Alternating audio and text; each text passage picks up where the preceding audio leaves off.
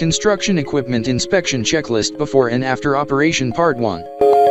Operators of construction machines have a huge impact on their personal safety and the safety of everyone else on the job site, as well as the maintenance costs and life of the machines they employ.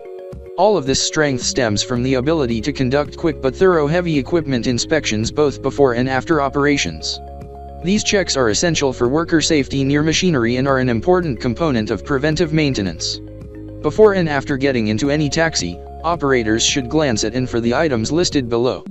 Of course, some heavy equipment has unique parts, functionality, or other variables that demand specialist inspection regions. For specific instructions and recommendations, see the machine's operator's manual.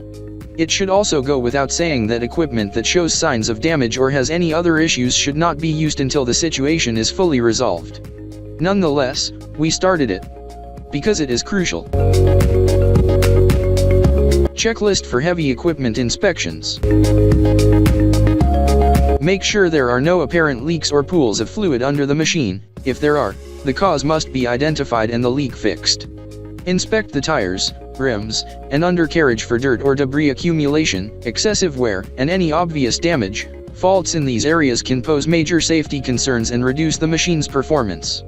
Check the fluid levels to ensure that there is enough engine oil, hydraulic oil, coolant, diesel exhaust fluid, DEF, and other essential fluids. Too little, and performance declines, with the possibility of severe damage. For more information, call 469-370-7501 or visit interstateheavyequipment.com.